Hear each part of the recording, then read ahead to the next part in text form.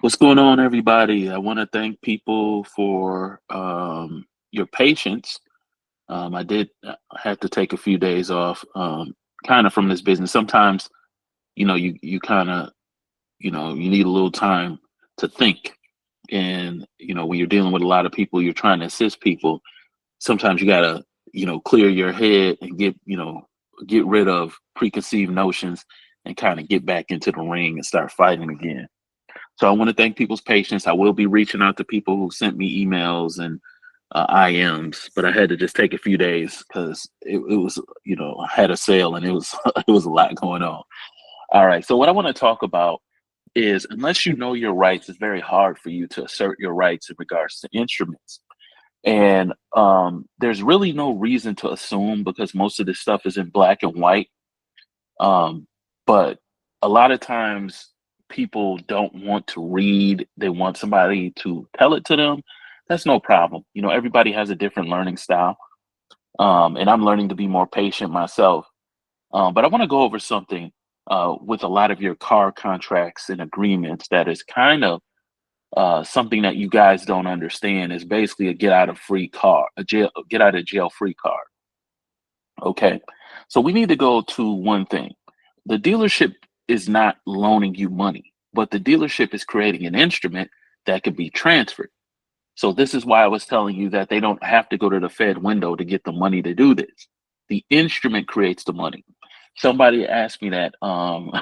She made a funny comment. She asked me, she's like, okay, where does the money come from if it doesn't come from the Social Security Administration? And I'm like, well, where did the Social Security Administration have the authority to mint or print money or create credit? And that's where people are saying, like, oh, it comes from your Social Security trust account or exempt account. So they're not explaining what an exemption account is. So what an exemption or an exclusion is there exemptions or exclusions that are built in the tax code. They're not built into your Social Security number. Okay. You can use it's an account. So I'm not gonna sit there and say that it's not, but it's not a routing number like people are lying about it. The routing numbers are assigned by the ABA. Okay, you can look this up on the internet. You don't have to listen to me. So when it comes to this element of a car loan or an agreement, when somebody does an assignment, okay, I already told you guys what to do to look for under your state law in regards to assignments, because you can invalidate the assignment and transfer of an agreement. Very easy. Okay. When a lender assigns an agreement, and somebody else made a comment about me using Chat GPT. You know what?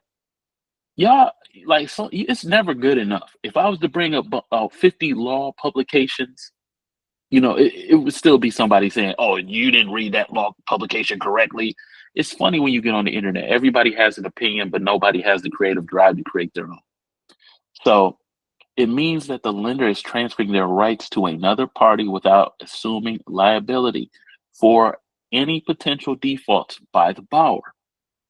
Now, when you go and get a car loan, what the dealership is doing is creating an installment agreement. No one said that you have to go to a dealership to get a car loan. Stop listening to these people making you think that you're a victim. No one told you to do this, but you chose to do this. And you don't even know how to use your car loan properly because you still don't have to pay it off. You don't have to do remittance coupons. You don't have to do none of this stuff that all these people tell you on the internet. They are making it very complex for you. That's why I try to make it very simple. Once you send a letter and the bank does not act in the way of the letter, they are in breach of the agreement. Very simple. Okay. I don't try to make things complex. I try to make it simple. Why? Because there's some people with different needs and different, elements. For all you people who are like, I'm broke, I'm about to get evicted, I'm blah, blah, blah. It's perspective, dog. If you're about to get evicted, why would you focus on the eviction and why wouldn't you focus on the solution? Okay. What is the solution? If I'm in a problem, the problem, the issue is not to focus on the problem. The issue is to spend the majority of your time focusing on the solution. Because then you get to see the boundless and the endless possibilities. This limits the lender's future obligations, but it does not automatically strip the transferee, meaning the new party receiving the assignment, of their ability to collect on the debt. So now when people ask me about the silver bullet that I'm saying is not for original lenders. If you watch my silver bullet video and you insert it into what I'm saying right now, you will see this information that I'm about to give you, you will see how to use it properly. Because a lot of times people will go into foreclosures and they will not raise the silver bullet defense, which is really a counterclaim or an affirmative defense. That's all it is. It's a counterclaim or affirmative defense. Okay? So, assignment without recourse explained. When a lender assigns an agreement without recourse, the term generally refers to the fact that the original lender, the assigner, is not responsible if the borrower defaults. The lender is not on the hook for future obligations related to debt, including non-payment, once the assignment has been made. Now, here's the kicker. The lender can assign their rights, responsibility, obligations, and duties. But you know who didn't do anything? You. You didn't. So now you're allowing someone to transfer their rights in the agreement, which is amending the agreement, but you're not doing the same thing. Okay? So look, an assignment without recourse explained. Okay? I know that ChatGPT is not the first and foremost authority. I know all of this. That's why I can enter it into ChatGPT and verify, oh, this is correct, or it's not correct, because ChatGPT is not always correct. Sometimes you have to go and research, say, hey, why are you saying this incorrectly? This is not correct. This is the publication. This is the law I'm relying on. Can you please adjust and make it correctly? You can't use ChatGPT if you don't know what you're talking about. If you use ChatGPT like you know what you're talking about, when you don't know what you're talking about, you're going to be dealing with misinformation. Okay? Assignment without recourse explained. When a lender signs an agreement without recourse, the term generally refers to the fact the original lender, the assignor, is not responsible if the borrower defaults. The lender is not on the hook for future obligations related to the debt, including non-payment, once the assignment has been made. However, the transferee, i.e. the new holder, see, they're under the presumption that the person who assigned it to them is the holder in due course when they are not, okay? Still retains the ability to collect payment from the borrower, okay? You're going to find out, once we go through this, you're going to find out that I was always right. I always told you the correct information, regardless of how the other party acts. I gave you the right information. Just because you have the right information doesn't mean the other party is going to do what you think they're going to do. How many times you've been in an argument and you've been right and the other person's still arguing and they know they're wrong? You guys have to understand, this is life shit. This is not stuff that, you know, that's why I said, how you think businesses stay in business? They don't stay in business by being soft. Well, if you want something done, you can't be soft. You have to get it done. You got to put your foot on their neck until it's done. All right? So none of this, they said this don't work. I'm telling you, this is correct. This is from the UCC. This ain't me. This ain't me just going in ChatGPT and asking ChatGPT. When I'm asking ChatGPT a question, it's a rhetorical question. I already know the answer. That's why it's a loaded question. I already know the answer to the question. I'm just seeing their take on it. So, however, the transfer, okay, this is an assignment that, wait, listen to what I'm telling you. The key is the assignment transfers the rights to the debt itself. What? It changes. So look, the agreement and the debt are two separate things. Yes, they are. Yes, they are. You can have an agreement and transfer it. That's why I was trying to tell you guys, the reason why you're having trouble in child support is because you cannot see you're dealing with two different cases. So if you can't see it, then you're going to have a problem. Just like in a debt collection, you're dealing with two different cases. You're dealing with the initial account number, which is the account number that they're suing you on, and then they create a new principal when you add the court fees or attorney fees or whatever fees on top of it. Now it's a new debt. It's the same principal, but it's a new debt. Do you understand? The key is the assignment for transfers of rights, to debt, but limits the assigner's liability. Okay, so they're saying they're limiting their liability, but they're exposing the other party to liability. Now you understand when you send letters to the bank why they don't answer you, because they can't. They don't have an agreement with you. You see what I'm saying? They don't have an agreement with you. They're holding an agreement that you have an interest in, but they don't have an agreement with you. That's why a lot of your notices, your remittances, your stuff falls on deaf ears. However, the transferee, the new holder, still retains the ability to collect payment. This doesn't say they have the ability to offset. This doesn't say they have the ability to set off. It says they only have the ability to collect payment. Okay? So if they have the ability to collect payment, why are you still holding your liability to make payment? Ooh, did he say that? Yes, he did. From the borrower. The key is that the assignment transfers the rights to debt itself, but limits the assignment. Oh, I read that again. Okay. UCC subsection 3-415 deals with endorsers and discharge of liability. When an instrument is transferred without recourse, the endorser, the original lender, no longer guarantees the payment, but passes the collection rights to the transferee. So when people are telling you, you got to go get your MCO is not the title. Why is your MCO not the title? Because the MCO goes from the manufacturer to whom? The dealer. You're not listed on the MCO. So I can see why people would say, I want to get the MCO to establish that the bank did not have ownership at the time it transferred. So it can't give me consideration. It couldn't give me the car's consideration because it didn't own it. I'm giving y'all a game. When I did the video talking about rescission, if y'all would have asked a few questions, I would have blew that mug open, and I would have told y'all so much information on that video. That video is gold. There's a reason why there's 22,000 followers, 22,000 views on that video. There's way more information in that video than you actually even know. A lot of my videos, it's cryptic because I'm speaking to certain people, but when they watch it over and over and over, even I watch my videos over and over. I forgot I said that years ago. Because you're learning so much information and there's so much influence with the algorithm on YouTube. So I might have to start doing ads or something so it can grow my channel, because otherwise it's going to stagnate. All right, so we're going to get back. Okay, rights of the transferee. So you can ask for your rights in the agreement. You can ask somebody to explain your rights in the agreement for you.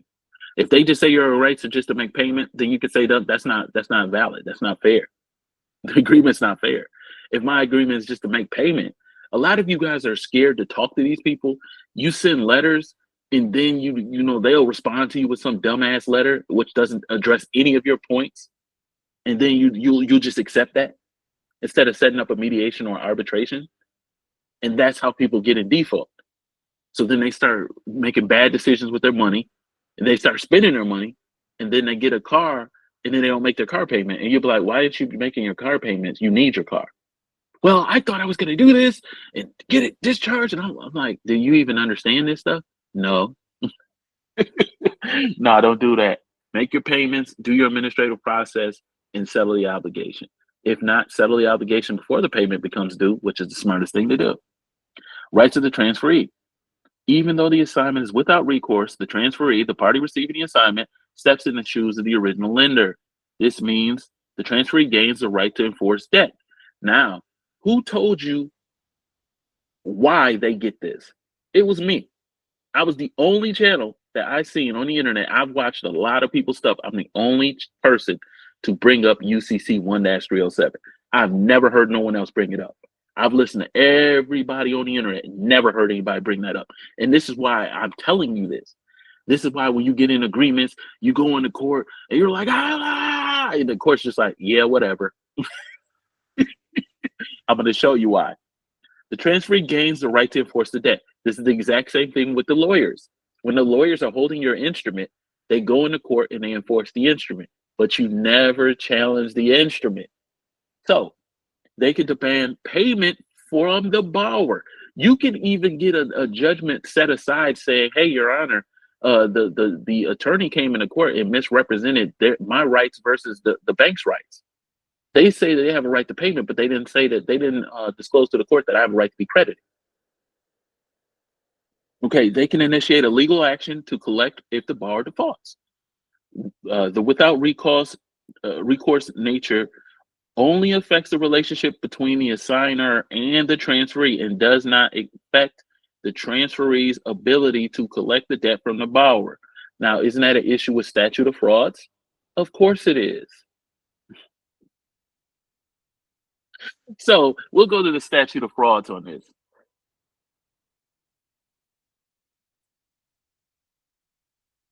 All right, so we're going to do it out of Wisconsin law. Ain't no different. All right, no different. So,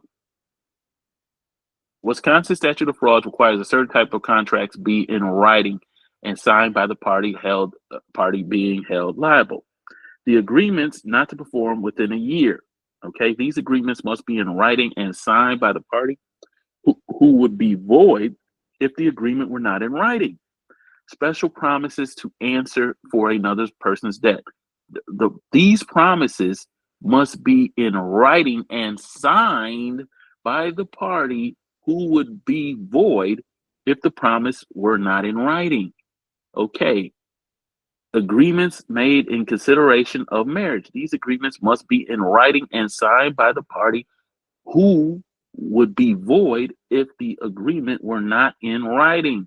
So somebody in Georgia she ended up getting rid of her marriage certificate because she understood this when we had our consultation. Okay, when you get rid of your marriage certificate, you can overturn your divorce. You don't have to go through the court to get rid of a marriage certificate. That's a myth. I think people don't understand where the court is. There's a difference between the court with the clerk and the courtroom where the judge is. And y'all don't know that. So the courtroom is a private general session hearing. So the judges is basically like administrating people's estates. The judge is basically your trustee. He's your settler. So trustee or settler, however you want to do it. But when people talk about trust, you really need to understand trust before you go into court trying to assert or express a trust. All right. So look, contracts for the sale of goods for 500 or more. These contracts must be in writing and signed by the party being held liable or their authorized agent or broker. Who's acting as your authorized agent or broker? The person who is in the alleged agreement. But I got more sauce for you.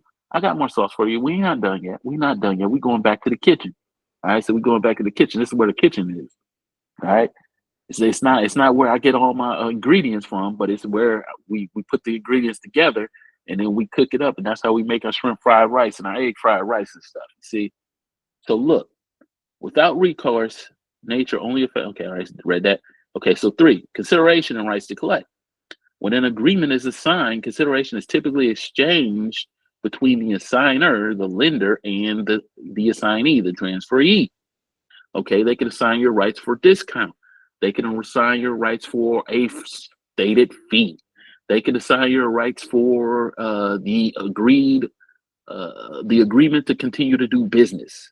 You know, who knows what the rights are assigned for? But if they assign the agreement to a collector, they have to disclose that. Even if they assign it to an attorney, they have to disclose it. So there has to be a bailment agreement between the attorney and the bank. If there's no bailment agreement, then the attorney is acting as a third-party debt collector. Okay, yeah, because the attorney could just take any agreement and just collect it and just say, "Hey, I'm collecting this on behalf of the bank," and then once they get the money, they can just transfer to their private trust and just extinguish the debt and don't pay the bank. The borrower does not need to provide additional consideration in context, as an agreement remains intact and enforceable. Okay, lack of recourse does not mean the transferee is without rights. Okay, so it means the transferee still has rights. And I'm going to show you where their rights are. And it's the rights that no one is talking about. It simply means the transferee cannot look back to the assigner for compensation if the borrower defaults. So that means once they accepted the agreement, it acts as a bank guarantee. So when she asked me, where does the money come from? The money comes from the agreement because it's a bank guarantee. All right. It's as good as gold. It's as good as gold. They're going to collect it somehow. If they're going to either collect it from the Treasury, or they're going to collect it from the Fed, or they're going to collect it from you, or they're going to collect it from a warehouse lender, or they're going to collect it from an insurance company, they're going to collect it. So that's why when people say, oh, it's because it's a United States obligation. No, that's part of it. They know that they're going to get paid off of this. They don't know when, but they're going to get paid somehow, even if they get paid at discount after they've discounted it out and used insurance to offset. Okay, the transferee has all the original rights to enforce the debt against the borrower. And this is another thing. A lot of people tell y'all about a lot of stuff like 1099-Cs, you don't owe a debt after a certain amount of time. No, that debt is still on your ledger, meaning these people are managing a ledger for you. They don't have to fill out a 1099-C. If you want them to fill out a 1099-C, you need to tell them to fill out a 1099-C. In cases of partial or no consideration, the transferee may still have the ability to enforce the debt, especially if they qualify as a holder in due course, as per UCC subsection 3-302. A holder in due course takes the instrument for value in good faith, what? Without notice of claims or defenses against it. So since you never made a claim or defense against your mortgage, you are obligated to pay it. Did you hear me? So all the people, when you tell people to do stuff and they send it out and the bank says, oh, well, the car is consideration, you didn't ask any more questions. You have to be able to ask competent questions and say, how is the car consideration when you didn't own it? The car is a byproduct of the agreement. It's not consideration. So if the transferee meets the criteria, they can enforce the debt. Free from most claims the borrower might raise against the original lender. So some of you guys are raising claims against the original lender. You're not going after your chain of assignments and finding out who you actually have to go after. Case law supporting the concept of assignment without recourse. Several cases affirm the assignment without recourse does not strip the transferee of their ability to collect. Bank of National Trust and Savings Association versus Lamson Bros Co. And this is from the 1980s. The court upheld that the assignment without recourse means the original assigner, bank, is not liable if the borrower defaults, but the assignee still retains the right to enforce the agreement and collect the debt. Now, you must have to understand the lender, so you have to understand what this is. So how this works in practice. When the lender assigns debt without recourse, lender, assigner, they relinquish their right to enforce the agreement and are no longer liable for the obligations tied to the debt. Transferee, assignee, I'm sorry. They acquire the right to enforce the agreement, pursue repayment, and assume the risk of default. Borrower. The borrower obligation remains unchanged. They still must repay the debt to the new holder, transferee, who has the full authority to collect. Now, why do they have the full authority to collect? Because you never raised the claim. That's why they're collecting on you.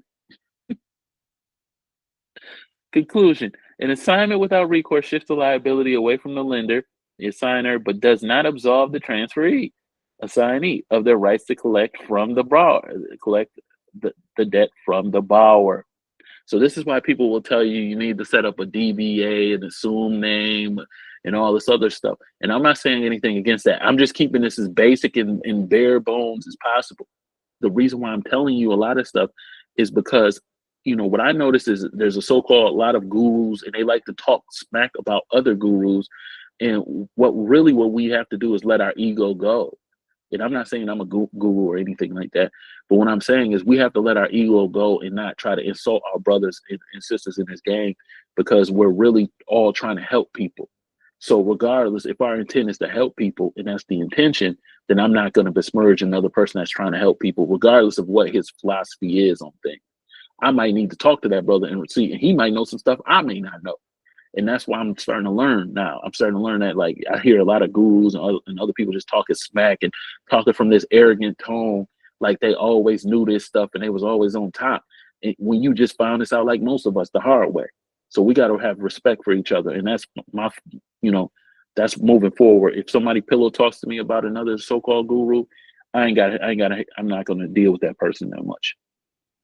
So the law allows the transferee to fully enforce the debt, even without recourse to the assigner for any defaults. The assignee steps in the shoes of the lender and gains the legal rights to pursue payment, provided there is a what? Valid transfer. How can it be a valid transfer if you bring a claim up? Now do you know why the banks try to ignore your argument? Because if there is, and I'm going to show you. Okay, so the UCC and case law support the concept that a transferee can enforce a debt without recourse. So this is why I try to tell you guys, you need to study your enemy and find out how they do what they do, so you can find out how to counteract it. So now what we're going to do is we're going to go through what I stated. So I'm not going to say my question because that question I asked had too much sauce on it. So we're going to go to the answer, okay? Because the answer is more important than the question in this. So you're absolutely right. Under UCC 1-307, how come nobody on the internet talks about UCC? I've not heard one person. I'm not saying I'm the only person, but why have nobody spoke about this? This is how courts get jurisdiction over you. UCC 1-307, you need to go read it. All right? It's not, UCC is not a reservation of rights. That's UCC 1-308. So under UCC 1-307, when a party receives an instrument, they typically have the rights to enforce as a holder. And without recourse does indeed mean the assigner of the agreement transfers their interest without assuming any liability for the performance of the borrower or for any potential default. Let's break down a relationship of UCC. Okay, so we're going to get into this. All right, so UCC, it's not, okay, I don't know why it's saying this. This is why I'm trying to tell you that this is not always correct. But this is correct. What they're saying is correct. So if you remember, this is what people forget about the UCC. Everybody talks about UCC 1-308. UCC 1-307 is how they get you in court. That's how the judge wins. That's how they get you in criminal cases. That's how they get you in every prima facie evidence. You have to object to the evidence. A document in due form purporting to be a bill of lading, policy certificate of insurance, official wares or inspector certificate, consular invoice, or any other document authorized or required by the contract. Okay, when you read your agreement, the reason why the lawyer can be in the court is because in the agreement it says that they can transfer the agreement to a lawyer. That's why they can be in court, because they can say, I'm a party to this lawsuit, but they're really not. So to be issued by a third party is prima facie evidence. Okay, people have told you that they get jurisdiction by minimum contacts. No, they do not. They get jurisdiction by prima facie evidence. So when they get prima facie evidence, what they do is they go and take it and they deposit it in a court.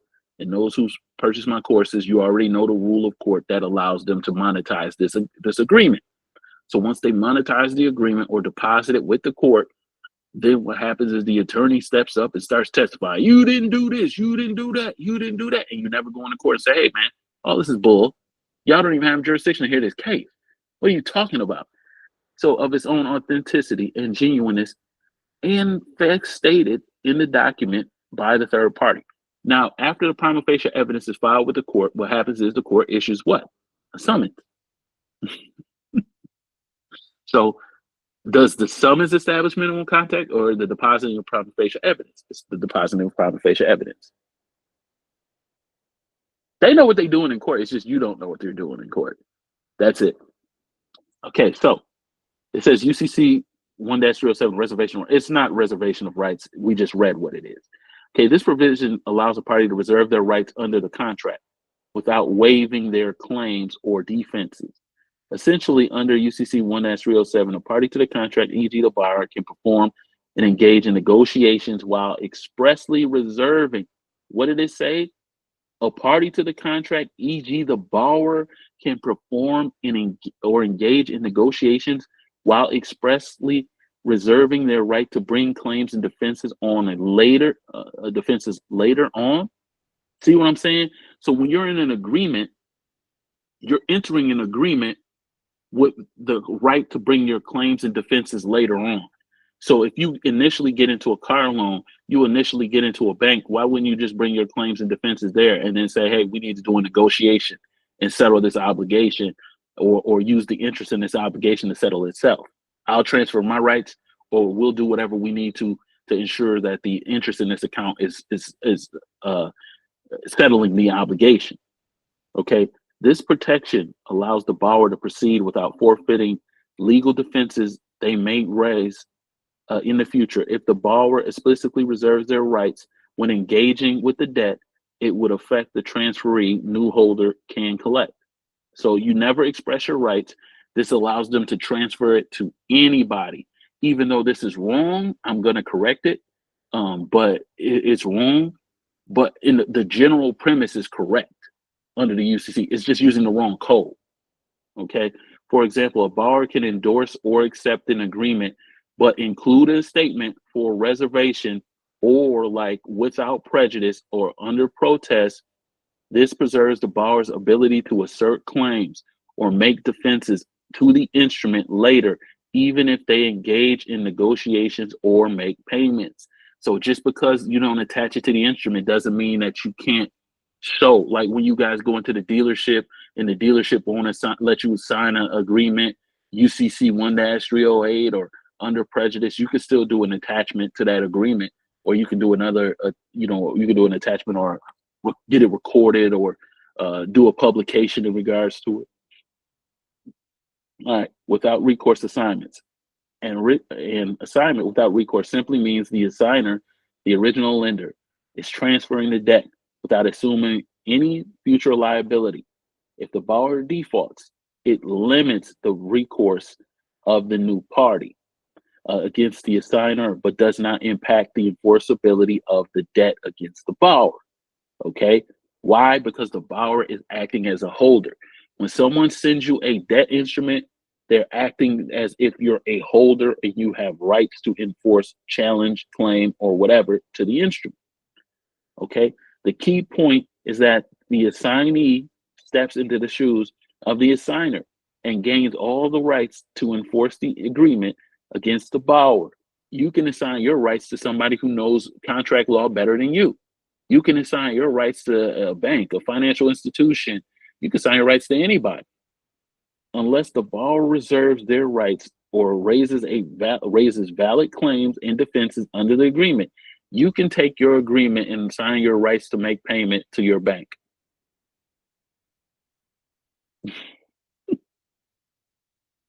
The borrower has the right to raise any claims and defenses they have under the original agreement, but if they fail to do so, the transferee retains the right to enforce the debt, even without recourse. Okay, so this is the kicker: suspension of negotiation rights by borrower.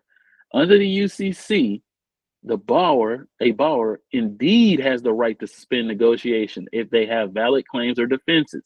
So people are on my rescission video. Don't do a rescission. Do it like this. Don't do this. This is the problem, man. Us as people, we keep going under people's stuff, or people try to contradict the message that a person is speaking about. Instead of trying to add to the message, people always try to take from the message. Instead of adding to it, they try to take from it. So I gave you in that video, these are just one path. There's many paths you can take to get rid of an obligation. So many. If a borrower asserts defenses or rights to an instrument, they can impact the ability of the new holder to collect. These defenses might include fraud in the original agreement, breach of contract, lack of consideration, So you can say, hey, you guys never gave me consideration and you do not have the authority to collect. So even if I received a car from the initial agreement, I didn't receive a car from your agreement. I didn't receive anything from your assignment, and I'm a party with interest. So if they assign their interest and I'm still holding my interest, then I'm here to collect on my interest. However, if the borrower does not bring these claims and defenses forward, the transferee assignee retains the right to enforce the debt. The borrower's failure to assert their defenses means the assigner can act as a holder in due course or simply enforce the debt based on the borrower's agreement. See what I'm saying? All these people on the internet, oh, it's because you got a social security number. It's because you're under the United States. That ain't got shit to do with nothing. It has nothing to do with it because everybody is presumed to be competent and know how to contract once you are over the age of 18. It doesn't matter if you're a United States person or a state citizen. It is based off of the agreement because the agreement acts as prima facie evidence under UCC 1-307.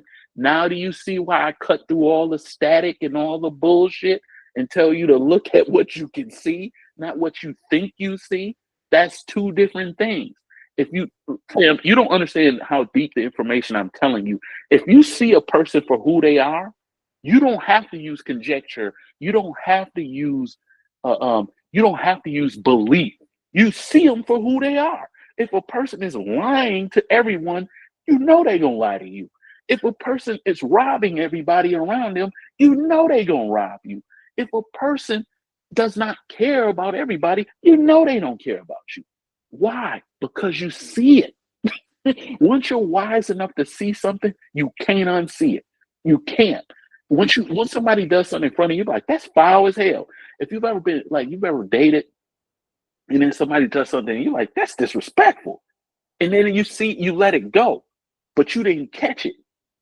So then that person does something more disrespectful again because you didn't say nothing.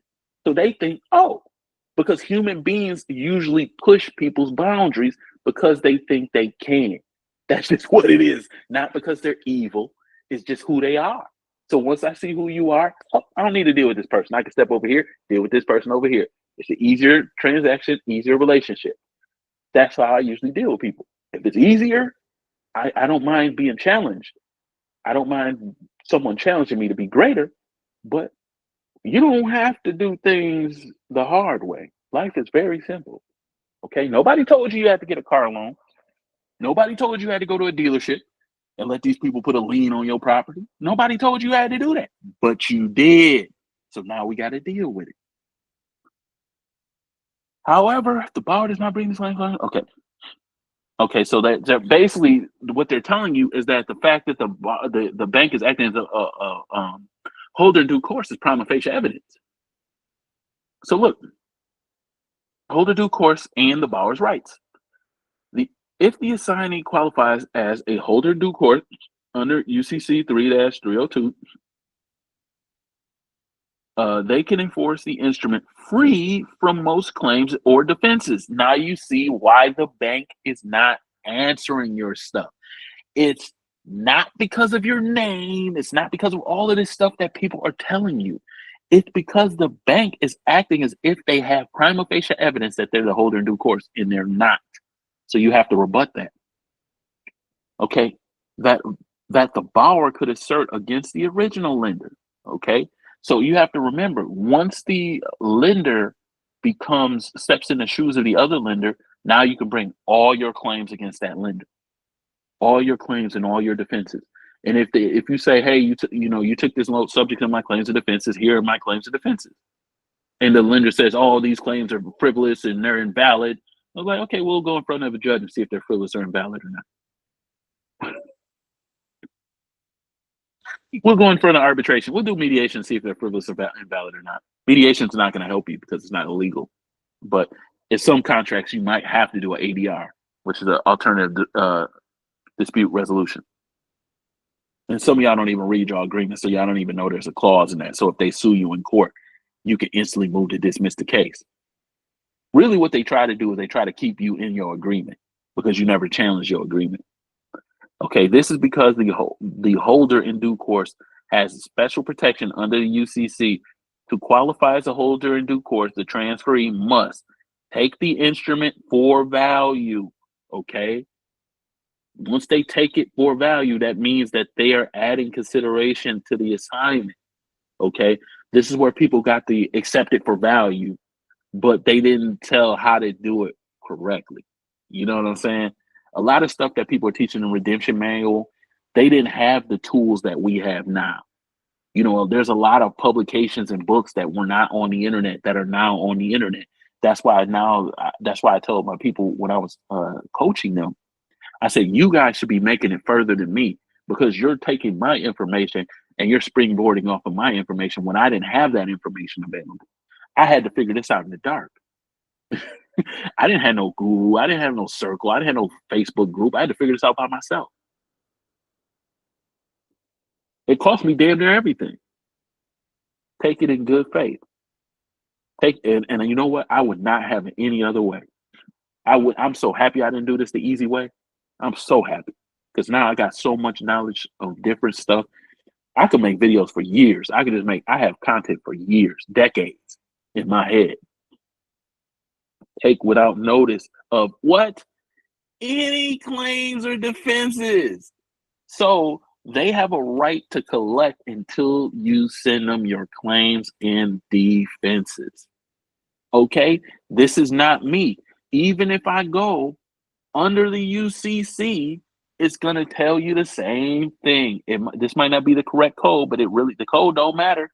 The code don't matter. Okay. So the holder in due course code is correct. I don't remember the UCC, but I've been studying contract law now, so I don't remember the UCC as much as I used to. Yeah, I used to know all the codes. I'm like, oh yeah, that's over there. UCC 3-308. That's over there. The UCC 4-309 or whatever. You know what I'm saying? I used to know all of this, but I've been studying so much different stuff now. So this is the holder in due course clause. All right, read it, rate it 10 out of 10, and love it. No, I'm just playing. All right, so if they take the instrument in good faith, well, if you give them notice, that's a notice that they took the instrument in bad faith. So they're telling you this. So if you're going to structure a letter to send to a bank or a financial institution, and you're going to make a claim against your proceeds in the agreement or a claim against your rights in an agreement, when you start with learning actually how to assert those rights, okay? You don't have to go for guru to guru. I mean, if you buy my courses, you do consultation with me, I definitely appreciate it. If you donate, I appreciate it too. But I really want to make sure that you guys are very knowledgeable, because to me that's more important than money. But the more that we all fix this problem, the more we can stop these attorneys and these banks for stealing property that's not theirs. It's not ours, but it's not theirs either. So even an assignment without recourse, if the assignee is a holder in due course, the borrower must pay the debt unless they can prove one of the few defenses valid against a holder in due course, such as forgery or fraud in the factum, fraud going to the very existence of the instrument. If the borrower fails to act under UCC 1-30, it's technically UCC 1-308, by reserving their rights or asserting, see, you don't have to reserve your rights. You could just assert a claim. See, they give you two options: reserving your rights under UCC 1-308 or asserting your claims. So I think what this is doing is using the prima facie. It's not citing the actual statute, but it's citing the question I asked within the statute. That's why the statute is wrong. So it's really explaining the statute and your rights within the statute, which is beautiful. By reserving their rights or asserting claims and defenses, the assignee's right to collect remains intact. So once you assert your rights, you can stop the collection. Okay, once you assert them, once you put your rights on the table, or once you address the fact that you don't know your rights in the agreement and you want them expressed to you, you guys don't talk to the bank enough. Remember, they're the ones who you're doing business with, not me. You're doing business with me when you do a consultation or courses or come on the internet and watch some of my stuff, but you're not really doing business with me. So you have to talk to your bank. And you have to read your agreement. First, you have to read your agreement before you even call your damn bank. Legal support for borrowers' failure to assert defenses. There's a case that supports this idea. When a borrower does not raise their claims or defenses, they are effectively barred from later contesting the enforcement of the agreement. And this is New Jersey Steel Court versus Warburton. In this case, the court held that the failure to assert defenses in a timely manner allowed the holder of the note to enforce the debt. Okay. The court clarified when the claims and defenses are not asserted, the holder can collect, even when there might have been underlying issues in the original transaction. So they saying that they can collect. That doesn't mean that you can't contest. You are correct. Of course I'm correct. You're correct. While the assignment without recourse shifts liability from the original lender, it doesn't automatically strip the new holder of their rights to enforce the agreement. The assignee retains the right to collect because the borrower has not suspended negotiations or brought forward their claims and defenses under the UCC. However, if the borrower asserts their claims and defenses, they can suspend negotiations and potentially challenge the enforceability of the agreement. The borrower's failure to act, raising claims and defenses, gives the assignee the ability to enforce the debt, even though it was assigned without recourse. The assignee's position as a holder of the instrument, or potentially as a holder in due course, solidifies the right to collect regardless of the original lender's liability. This is why I keep telling you guys need to read. And when people say, oh, I don't want to read, I just want a letter and I just want all the information to just go in and I want unicorns and I want, it don't work like that, fam. You gonna get pushback. Why would a multi-billion-dollar company or multi-million-dollar company that makes money off collected debts want the world to know that if you send a letter, you can get rid of a debt? Wouldn't that defeat their business? And with that being said, you got to know, you know what I'm saying? You can't just speculate. You can't just be out here speculating. You got to know. And I wish y'all the best and have a great day.